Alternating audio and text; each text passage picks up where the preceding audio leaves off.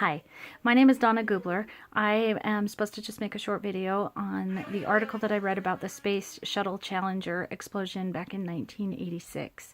It was a very tragic and horrible accident. I remember it at the time. I was in high school and we were all watching the TV because we were excited about the teacher that was finally going to be able to go into space, and it was very sad to have it just explode in front of our eyes. In the article, it expressed that there was a lot of concern that it had already been delayed several times. They were really wanting to have the vice president there, but they didn't want to make him come out and then delay it and waste his trip. The weather was really bad at the time, but they finally thought that they had a loophole in it, that it would be okay. And so there were a lot of different things that were wanting them to cancel, but they kept trying to go forward. I think if NASA could do anything different, I think that they should have listened to the signs that were there. They could have definitely waited for a better day. They knew that the temperature of the O-ring was a huge influence in the performance of the space shuttle, and the temperature was supposed to be super low that day.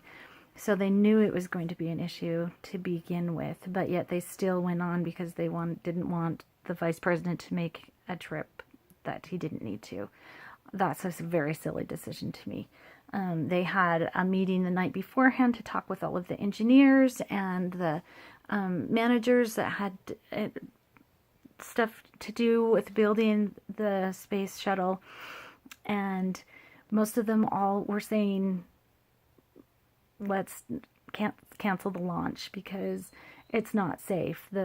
We have tested the O-ring at 55 degrees, and we can tell that it's deteriorating, and we're really worried about what it's going to do at the lower 20-degree weather that was expected.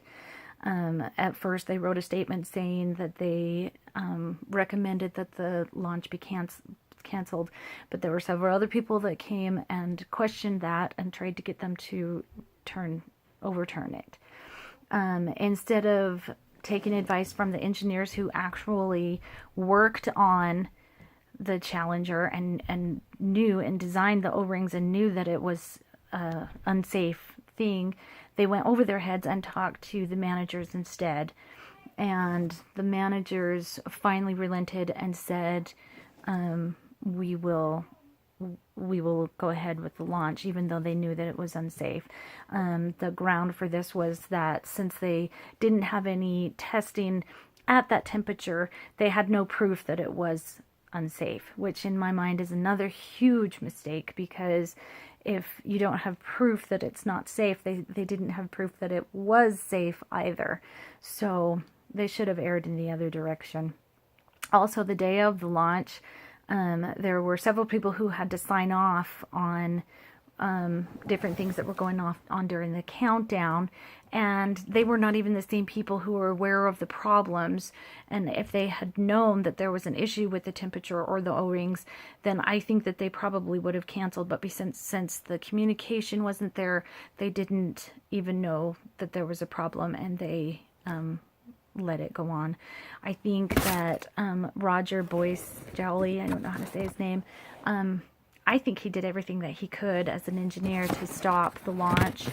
He voiced it from the very beginning. He refused to sign his name on the paper saying that they agreed with the launch. Other than going and doing a protest that day, I don't see that there was anything else that he could do. The ethical problem of going against your supervisors is a very tough decision, because yes, is he going to lose his job if he goes and fights with his supervisors that their decision is wrong? Yes, he probably would, but that's worth the decision of saving people's lives. But yet I feel that he still told everybody all of his concerns, and they knew. So I still think that he did everything that he possibly could to stop the launch.